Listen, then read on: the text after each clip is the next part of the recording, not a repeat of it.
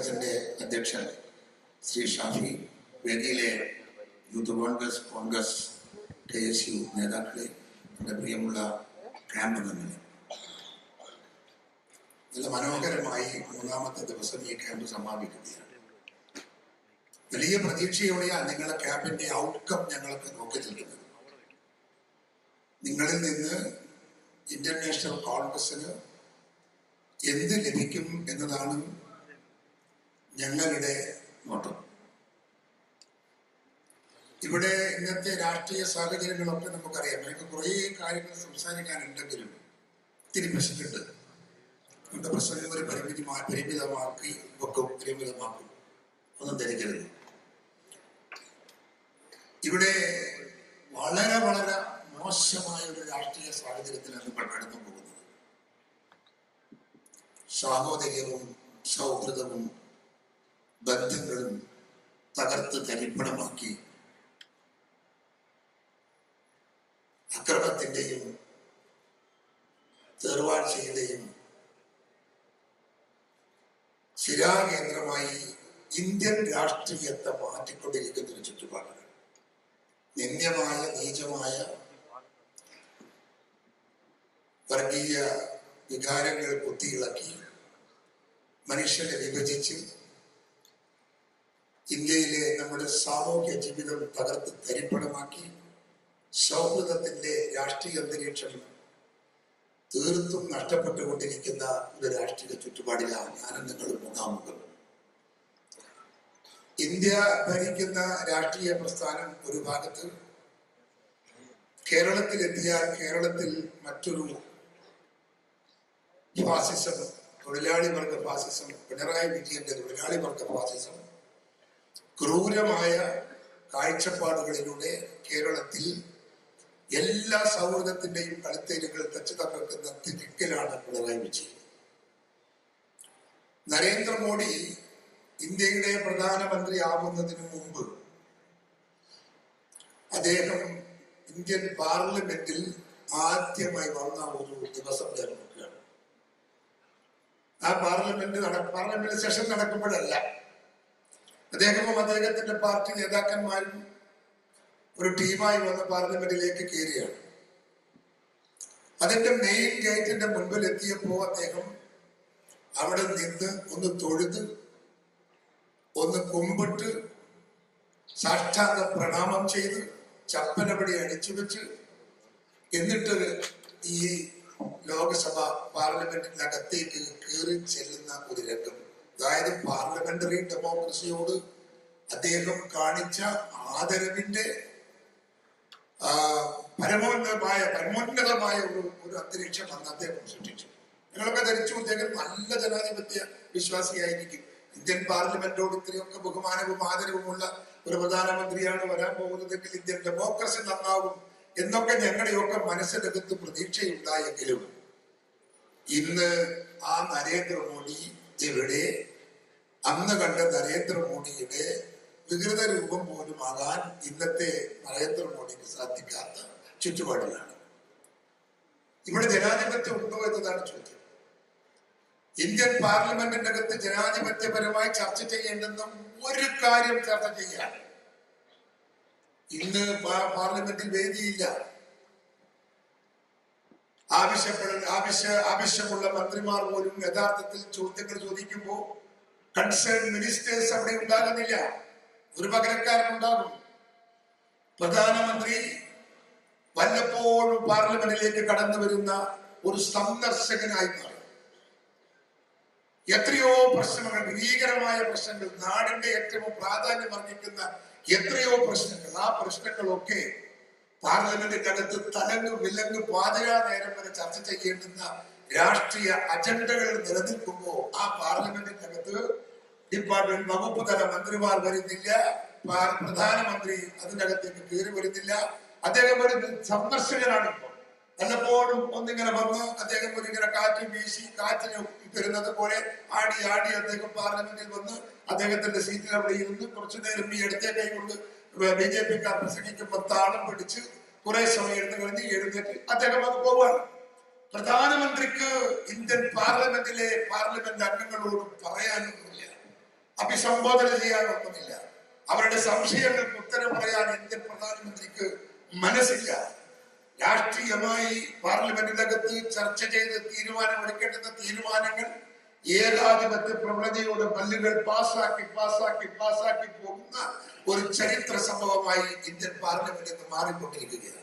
Parliament democracy, ആ democracy നമുക്ക് നഷ്ടപ്പെടാൻ പോകുന്നു എന്നർത്ഥം. അത് പാർലമെന്റ് ആണെങ്കിൽ ഇവിടെ എന്താ സ്ഥിതി? ഇവിടെ മിസ്റ്റർ പിണറായി വിജയൻ ഈ രാജ്യത്തെ ഭരണഘടന അംഗീകരിച്ചുകൊണ്ട് പ്രവർത്തിക്കുന്ന മുഖ്യമന്ത്രിയാണ്. ഏകഛത്രാധിപതിയല്ലേ? പാർലമെന്റ് അസംബ്ലിക്കകത്ത് ചോദിക്കുന്ന ചോദ്യങ്ങൾക്ക് ഉത്തരം പറയാൻ പിണറായി വിജയന് സാധിക്കുന്നുണ്ടോ? ഇവിടെ ജനത്തിന്റെ മുമ്പിൽ ഉയർന്നു നിൽക്കുന്ന ഒരുപാട് ചോദ്യങ്ങൾ ഉത്തരം കിട്ടാതെ ജനം കാത്തിരിക്കുന്നു പിണറായി വിജയന്റെ ശബ്ദമൊന്നു കേൾക്കാൻ. അദ്ദേഹം ശബ്ദിക്കുന്നുണ്ടോ? അദ്ദേഹം സംസാരിക്കുന്നുണ്ടോ? അദ്ദേഹം പ്രതികരിക്കുന്നുണ്ടോ? ഷാഫി മനോഹരമായ 10 ചോദ്യം, ആ 10 ചോദ്യത്തിന് ഒരു ചോദ്യത്തിന് പോലും ഉത്തരം പറയാൻ കേരളത്തിന്റെ മുഖ്യമന്ത്രിക്ക് സാധിക്കുന്നില്ല എന്ന് പറഞ്ഞാൽ ഈ കേരളത്തിലെ ജനാധിപത്യ സംഭവ സംവിധാനം, അസംബ്ലി, കേരളത്തിന്റെ അസംബ്ലിയിലെ ജനാധിപത്യപരമായ പ്രവർത്തനങ്ങൾ എവിടെ എന്ന് സ്വയം പരിശോധിക്കണം. ഇവിടെയും ഒരു ഏകാധിപതി, അവിടെയും ഒരു ഏകാധിപതി. അവിടത്തേത് വർഗീയ ഏകാധിപതിയാണെങ്കിൽ ഇവിടത്തേത് മറ്റ് വർഗവാദി ഏകാധിപതിയായി മാറിക്കൊണ്ടിരിക്കുന്നു. പിണറായി വിജയന് ആരോടും ബാധ്യതയില്ലല്ലോ. ഈ രാജ്യത്ത് ഇത്രയും ഞാൻ ചോദിക്കുന്നു, കേരളത്തിലെ നമ്മൾ എത്രയോ മുഖ്യമന്ത്രിമാരെ നിങ്ങൾ കണ്ടില്ലേ? ഞങ്ങൾ CPM മുഖ്യമന്ത്രിമാരെ നിങ്ങൾ കണ്ടിട്ടില്ലേ? ഞങ്ങൾ ഏതെങ്കിലും ഒരു മുഖ്യമന്ത്രിയെ കുറിച്ച് പിണറായി വിജയനെ കൊണ്ട് പറയുന്നത് പോലെ ആരോടെങ്കിലും പറഞ്ഞിട്ടുണ്ടോ? ഞങ്ങൾ ഏതെങ്കിലും മുഖ്യമന്ത്രിക്കെതിരെ പറഞ്ഞു? അച്യുതാനന്ദൻ, ശങ്കരൻ നമ്പൂതിരിപ്പാട്, അച്യുതാനന്ദൻ, EK നായനാർ ഒക്കെ ഇവിടെ ഭരിച്ച മുഖ്യമന്ത്രിമാരല്ലേ? ഞങ്ങൾ എപ്പോഴെങ്കിലും അവരൊക്കെ കള്ളന്മാരാണ്, കൊള്ളക്കാരാണ് ഞങ്ങൾ പറഞ്ഞിട്ടുണ്ടോ? ആരെക്കുറിച്ചെങ്കിലും ഇല്ല. എന്തുകൊണ്ട് പിണറായി വിജയനെ കുറിച്ച് മാത്രം നമ്മൾ പറയുന്നു? അതിന് വസ്തുതകൾ ഉള്ളത് കൊണ്ടാണ്. ആ വസ്തുതയെ അംഗീകരിക്കാൻ ഒരു രാഷ്ട്രീയ പ്രസ്ഥാനത്തിന് സാധിക്കണ്ടേ? ഒരു ജനാധിപത്യപരമായ മാനസികാവസ്ഥ ഒരു പാർട്ടിക്കുണ്ടാവണ്ടേ? ഒരു ഭരണകക്ഷിക്കുണ്ടാവണ്ടേ? അതിവിടെ ഇല്ല എന്നുള്ളതാണ് പ്രശ്നം.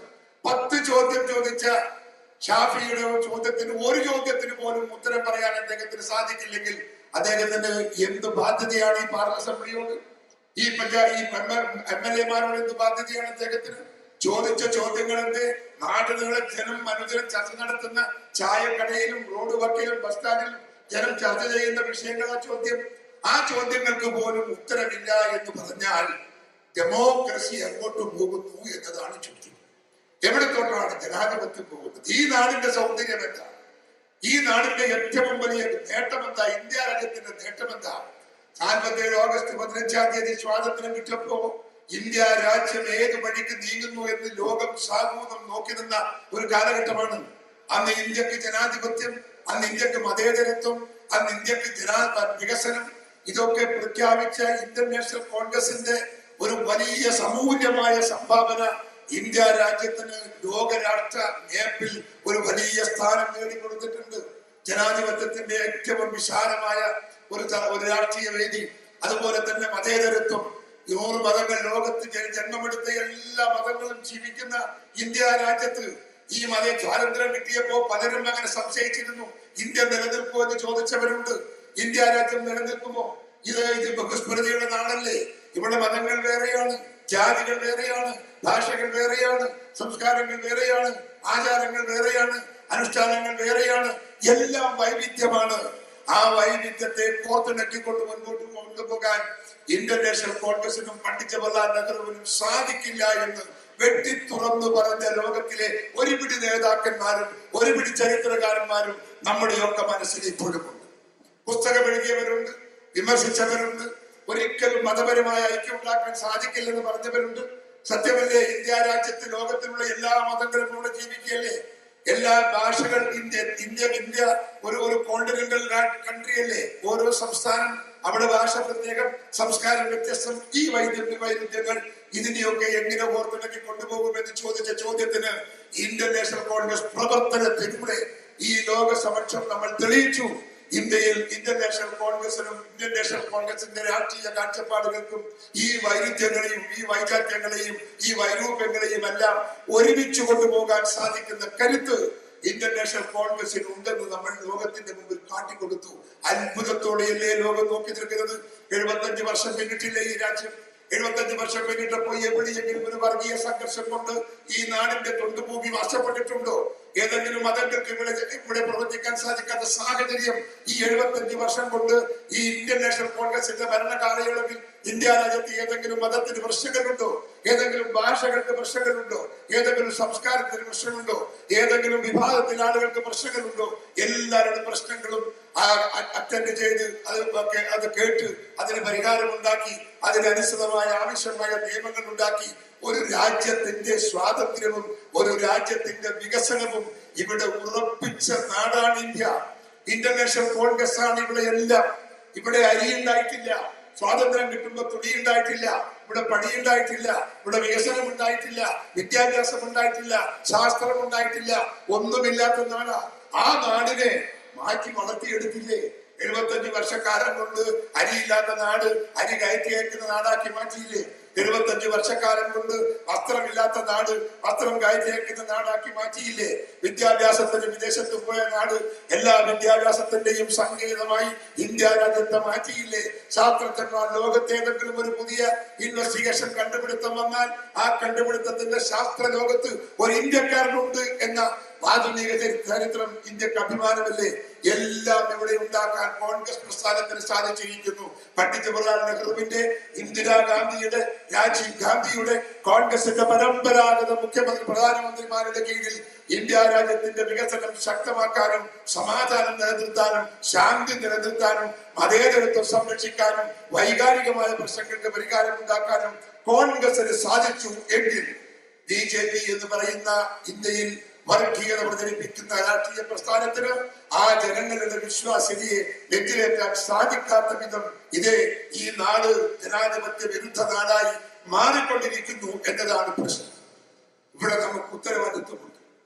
ഇവിടെ കോൺഗ്രസിന് വലിയ ഉത്തരവാദിത്വമുണ്ട്. ആ കോൺഗ്രസ് ഉത്തരവാദിത്വം നിറവേറ്റിയെങ്കിൽ മാത്രമേ ഈ നാട് രക്ഷപ്പെടൂ.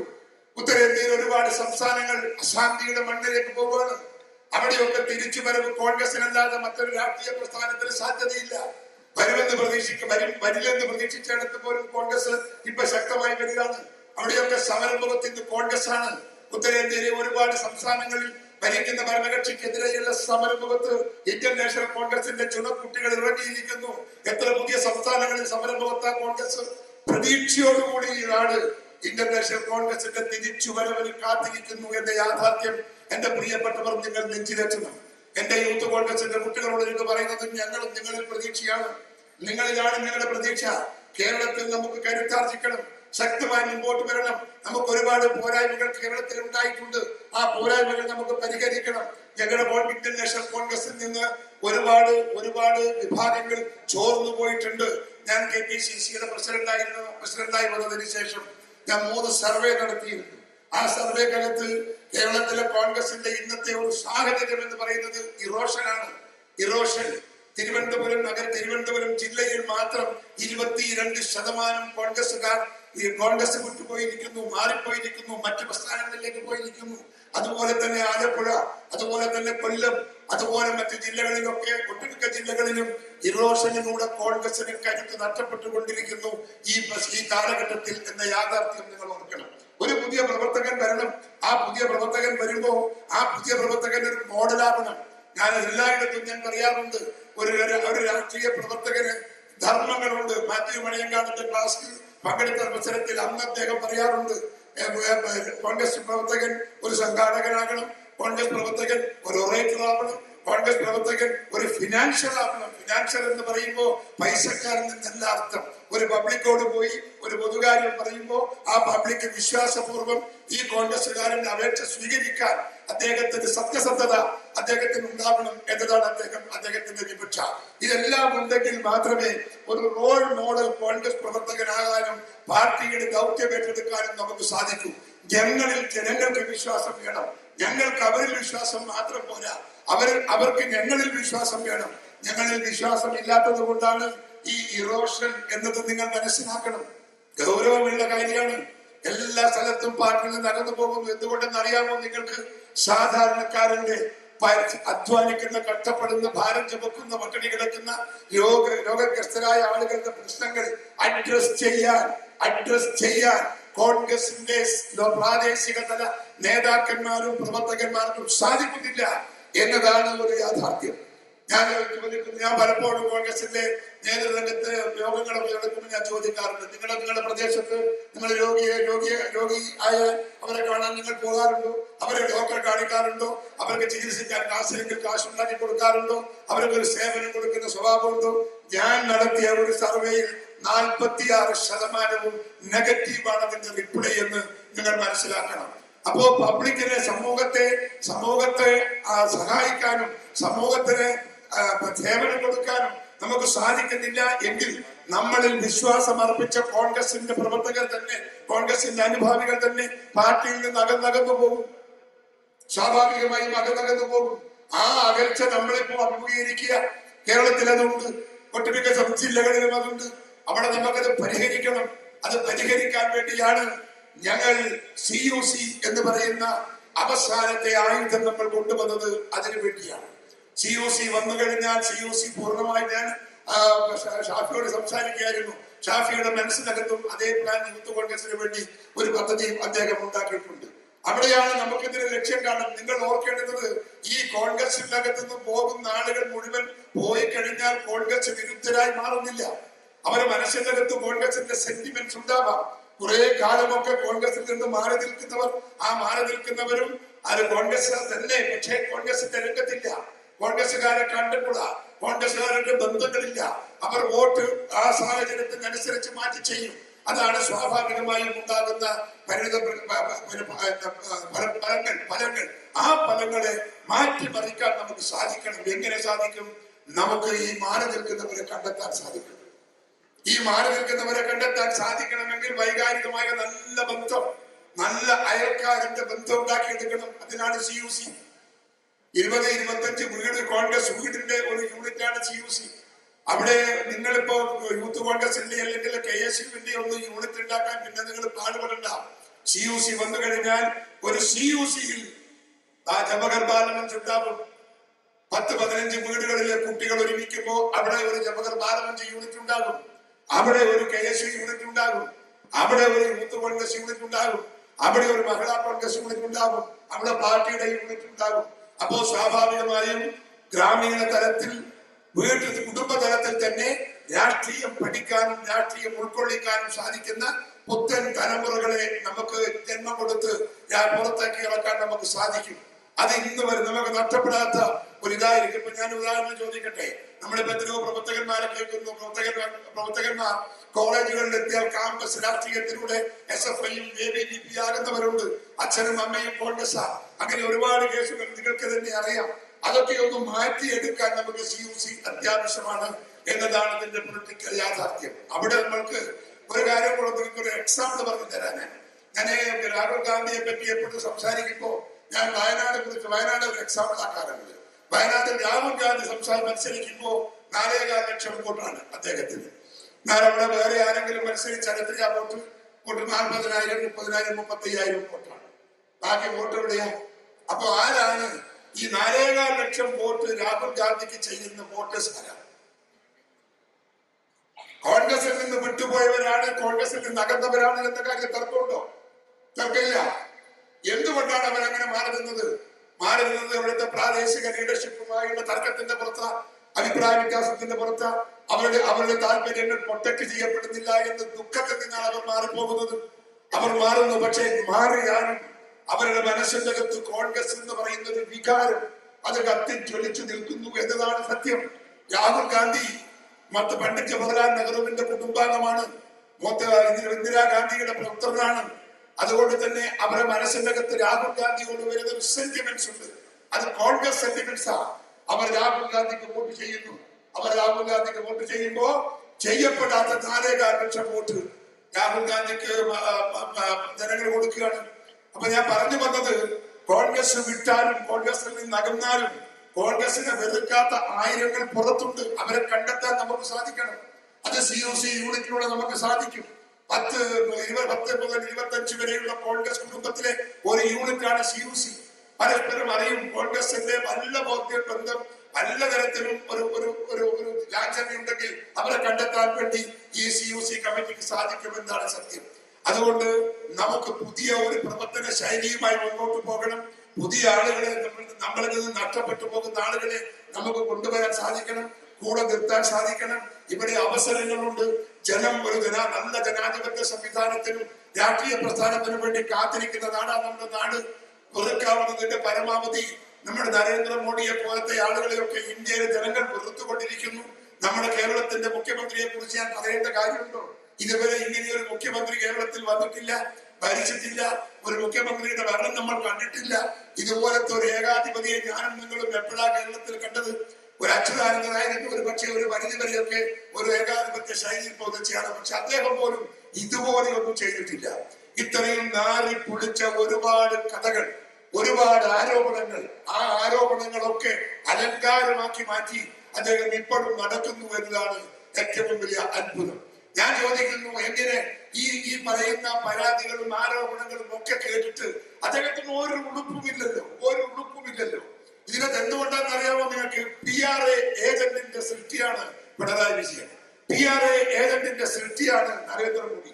അവർക്കൊന്നും ജന്മന ഈ മനസ്സിന്റെ അകത്ത് വിശാലതയില്ല, ഔദാര്യമില്ല, സ്നേഹമില്ല, രാഷ്ട്രീയമില്ല, അറിവില്ല, പാണ്ഡിത്യമില്ല. മനുഷ്യരോട് സ്നേഹമില്ലാത്ത വർഗങ്ങളാ അവരെയൊക്കെ PRAമാരാണ്. പിണറായി വിജയൻ ചിരിക്കാൻ പഠിച്ചതെപ്പോഴാ? ഞാനുമായി എത്രയോ വർഷം ചെറിയ കുട്ടിക്കാലം മുതൽ എനിക്കറിയുന്ന ആളാണ് പിണറായി വിജയൻ. അദ്ദേഹത്തിന്റെ ചിരി നമ്മൾ കണ്ടിട്ടില്ല. ചിരി കാണാൻ തുടങ്ങിയത് PRAയുടെ ഏജൻസിമാർക്ക് വന്നതിന് ശേഷം. അദ്ദേഹം ആദ്യം ചിരിച്ച ചിരി ഇപ്പോഴും എന്റെ മനസ്സിനകത്തുണ്ട്. അത് ചിരിയല്ല, അതൊരു കൊരക്കലായി പോയി. ചിരിച്ചുകൊണ്ടിരിക്കുമ്പോ അദ്ദേഹം കൊരച്ചു പോയി. കാരണം ചിരിക്കാൻ അങ്ങനെയായിരുന്നു അദ്ദേഹത്തിന്റെ. അപ്പൊ സ്വാഭാവികമായും പിണറായി വിജയൻ എന്ന് പറയുന്ന ഒരു ഏകഛത്രാധിപതി അദ്ദേഹത്തെ PR ഏജൻസി ട്രെയിൻ ചെയ്ത് പരിശീലിപ്പിച്ച് കേരളത്തിലെ ജനങ്ങളുടെ മനസ്സിലേക്ക് തിരികെ കയറ്റാൻ ശ്രമിക്കുന്ന ഒരു മുഖ്യമന്ത്രിയാണ്. അത് തന്നെയാണ് നമ്മുടെ നരേന്ദ്രമോദിയും. PR ഏജൻസിയുടെ ക്രിയേഷനാണ് അദ്ദേഹം ജന്മനാ ഗുണവാനല്ല, ജന്മനാ നല്ല മനസ്സല്ല, ജന്മനാ അദ്ദേഹത്തിന് സ്നേഹമില്ല, ജന്മനാ നാടിനെ സ്നേഹിക്കാനുള്ള ബുദ്ധിയും വിവേകവും അദ്ദേഹത്തിനില്ല. അദ്ദേഹത്തിന്റെ ആവശ്യത്തിന് വേണ്ടിയുള്ള സ്നേഹമാണ്, ആവശ്യത്തിന് വേണ്ടിയുള്ള രാഷ്ട്രീയമാണ്. അത് മാറ്റിമറിക്കണം എങ്കിൽ ഇവർക്കെല്ലാം ഷോക്ക് ട്രീറ്റ്മെന്റ് കൊടുക്കാൻ സാധിക്കുന്ന രീതിയിൽ ഇന്ത്യൻ നാഷണൽ കോൺഗ്രസിന്റെ പുതുതലമുറ അരംഗത്തേക്ക് കടന്നു വരണം എന്നാണ് എനിക്ക് നിങ്ങളോട് അപേക്ഷിക്കാനുള്ളത്. പിണറായി വിജയൻ നിങ്ങൾക്ക് വേഗം വിദ്യാഭ്യാസാക്കാം. ജനങ്ങൾ വീടുകളൊക്കെ കയറി നിങ്ങൾ ഈ പിണറായി വിജയന്റെ ഈ സംഭവങ്ങളൊക്കെ പറഞ്ഞാൽ എന്താ കഥ? മുഖത്ത് നോക്കി ഞാൻ സ്വർണ്ണക്കടത്ത് കടത്തുമ്പോ എന്റെ കൂടെ ഉണ്ടായിരുന്നു എന്നൊരു സ്ത്രീ പറഞ്ഞിട്ട് 8 ദിവസം കഴിഞ്ഞ അദ്ദേഹം പ്രതികരിച്ചു. സ്വപ്ന സുരേഷ് പറഞ്ഞിട്ട് 8 ദിവസം കഴിഞ്ഞ അതിന് മറുപടി പറഞ്ഞത്. ഒരു മുഖ്യമന്ത്രി ഏതെങ്കിലും രാഷ്ട്രീയക്കാരൻ അങ്ങനെ സാധിക്കുമോ? ഒരു ദിവസങ്ങളോളം ഒരാള് ആക്ഷേപം ഉന്നയിച്ച് ചെമ്പ് ബിരിയാണി ചെമ്പ് അതിന് സ്വർണം കൊണ്ടുപോയി കൊടുത്തു എന്നൊക്കെ പറഞ്ഞ് അദ്ദേഹത്തിന്റെ വീട്ടിൽ ഷാർജ ഭരണാധികാരിയെ കൊണ്ടുപോയി അവരിരുത്തി സംസാരിച്ചു. മകളുടെ ബിസിനസിന്റെ കാര്യം സംസാരിച്ചു. എന്തൊക്കെ വളരെ സ്പെസിഫിക് ആയി പൊതുജനങ്ങളോട് പറഞ്ഞു. 164 സ്റ്റേറ്റ്മെന്റ്സ് മജിസ്ട്രേറ്റ് കോടതിയിൽ രേഖപ്പെടുത്തിയിട്ട അവർ പത്രക്കാരെ കണ്ടു പറയുന്നത്. അപ്പോ അത്രയേറെ ആക്ഷേപങ്ങൾ ഉന്നയിച്ചിട്ടും ആ ആക്ഷേപത്തിന്റെ മുമ്പിലൊന്നും കുലുങ്ങാതെ നാണമില്ല, മാനമില്ല, അന്തസ്സില്ല, ആഭിജാത്യമില്ല, ഒന്നുമില്ലാത്ത ഒരു രാഷ്ട്രീയ നേതാവ് ഈ കേരളത്തിൽ പിണറായി വിജയന് പകരം വെക്കാൻ മറ്റൊരാളില്ല. നമുക്ക് കാലം നല്ലതാണ്. ഈ കാലത്തെ മാറ്റിയെടുക്കാൻ നമുക്ക് സാധിക്കണം. ഇതിന്റെ ദുരന്തം കേരളത്തിലെ ജനമനസ്സുകൾ കത്തുന്നുണ്ട്, നീറുന്നുണ്ട്. അത് നമുക്ക് ഏറ്റെടുക്കാൻ നമുക്ക് സാധിക്കണം. നമ്മൾ അവിടെ സന്ദർഭത്തിന് ഉയരണം. നമ്മൾ ജനങ്ങളെ സ്നേഹിക്കണം. നമ്മൾ ജനങ്ങൾക്ക് സേവനം കൊടുക്കണം. ഞങ്ങൾ ജനങ്ങളോടൊപ്പം നിൽക്കണം. അവരുടെ പ്രശ്നങ്ങളിൽ ഞങ്ങൾ ഉണ്ടെന്ന് വരുത്തണം. അവരോടൊപ്പം ജീവിക്കുന്ന ഒരു രാഷ്ട്രീയ പ്രവർത്തന ശൈലി യൂത്ത് കോൺഗ്രസ് ഉണ്ടാക്കിയെടുത്താൽ കേരളത്തിന്റെ കാര്യത്തിൽ ഒരു സംശയവും വേണ്ട. കോൺഗ്രസിനെ മാറ്റി നിർത്താൻ ഒരു രാഷ്ട്രീയ ശക്തിക്കും സാധിക്കാത്ത വിധം അടുത്ത തെരഞ്ഞെടുപ്പിൽ കോൺഗ്രസ് ഇവിടെ തിരിച്ചു വരും എന്ന് ഞാൻ നിങ്ങളുടെ മുമ്പിൽ അഭിമാനത്തോടെ തന്നെ അവകാശപ്പെടുകയാണ്. നിങ്ങൾ കൂടെയുണ്ടോ? നിങ്ങൾ കൂടെ നിൽക്കുമോ? വീടുകൾ തോറും ഈ പ്രവർത്തനം സംഘടിപ്പിക്കാൻ നിങ്ങളുണ്ടോ? CUC കെട്ടിപ്പടുക്കാൻ നിങ്ങളുണ്ടോ? CUC-യുടെ സംഘാടകരോടൊപ്പം യൂത്ത് കോൺഗ്രസ് നിൽക്കുമോ? എങ്കിൽ നിങ്ങളോട് ഞങ്ങൾ പറയുന്നു, തിരിഞ്ഞു നോക്കേണ്ട കോൺഗ്രസിന്. CUC യൂണിറ്റുകൾ ഉണ്ടാക്കി കഴിഞ്ഞാൽ കേരളത്തിന്റെ രാഷ്ട്രീയ ചിത്രം കോൺഗ്രസിന്റെ ഉള്ളം കയ്യിൽ ഒതുങ്ങി നിൽക്കും എന്ന കാര്യത്തിൽ ഒരു തർക്കം നിങ്ങൾക്ക് വേണ്ട. അതുകൊണ്ട് വാക്കുകൾ ദീർഘിപ്പിക്കുന്നില്ല, ശബ്ദം മാറുന്നുണ്ട്, ഞാൻ നിർത്തുകയാണ്. വളരെ വികാരത്തോടും വളരെ പ്രതീക്ഷയോടും കൂടിയാണ് നിങ്ങളുടെ ഈ ക്യാമ്പിൽ ഞാൻ പ്രതീക്ഷിക്കുന്നത്. ഇതിന് റിസൾട്ട് ഉണ്ടാവണം, ഇതിന് ഫലമുണ്ടാവണം. ഇത് പുതിയ തലമുറക്ക് ആവേശം പകരുന്ന ഒരു ക്യാമ്പായി മാറണം. നമുക്കൊരു ഒരു പ്രൊജക്ട് ഉണ്ടാവണം. ഞാൻ ഷാഫിയോട് പറയായിരുന്നു, നമുക്കൊരു പ്രൊജക്ട് വേണം. ഇന്ത്യൻ നാഷണൽ കോൺഗ്രസിന്റെ പാരമ്പര്യവും ഗാന്ധിജിയുടെ ഒക്കെ പാരമ്പര്യവും ഒക്കെ വരുന്ന തലമുറക്ക് പകർന്നു കൊടുക്കാൻ സാധിക്കുന്ന ഒരു പുതിയ വീക്ഷണം രാഷ്ട്രീയത്തിൽ നമുക്ക് ഉണ്ടാക്കിയെടുക്കണം. അത് ജനങ്ങളെ ബോധ്യപ്പെടുത്താൻ സാധിക്കുന്ന രാഷ്ട്രീയ സന്ദർഭങ്ങൾ ക്രിയേറ്റ് ചെയ്യണം. ആ പ്രവർത്തനത്തിലൂടെ പുതിയ തലമുറയെ കോൺഗ്രസിലേക്ക് ആകർഷിക്കാനുള്ള പ്രവർത്തനത്തിന് തുടക്കം കുറിക്കാൻ യൂത്ത് കോൺഗ്രസിന്റെ സംസ്ഥാന നേതൃത്വത്തിന് സാധിക്കട്ടെ. സമരമുഖത്ത് നിങ്ങൾ സക്രിയമാണ്, നല്ല റിസൾട്ട് ഉണ്ടാക്കിയിട്ടുണ്ട്. യൂത്ത് കോൺഗ്രസിന്റെ സമരവീരത്തെ ഞാൻ അഭിനന്ദിക്കുന്നു, അനുമോദിക്കുന്നു. എല്ലാ ജില്ലയിലും നല്ല സ്മാർട്ടായ സമരം നടന്നു. ആ സമരത്തെയൊക്കെ നെഞ്ചോട് ചേർത്ത് ഞാൻ ആശ്ലേഷിക്കുന്നു, ഞാൻ അക്സെപ്റ്റ് ചെയ്യുന്നു. എന്നും KPCC അധ്യക്ഷൻ എന്ന നിലക്ക് നിങ്ങളുടെ പ്രശ്നങ്ങൾക്ക് പരിരക്ഷ നൽകിക്കൊണ്ട്, നിങ്ങളുടെ പ്രശ്നങ്ങൾക്ക് ഒരു പ്രത്യേകത തന്നുകൊണ്ട് ഞാൻ എന്നും കൂടെയുണ്ട് എന്നെ പ്രിയപ്പെട്ടവർക്ക് വാക്ക് തന്നുകൊണ്ട് ഷാഫിയുടെ നല്ല പ്രവർത്തനത്തിന് എല്ലാ ഭാവുകങ്ങളും നേരുന്നു, ആശംസകളും നേരുന്നു.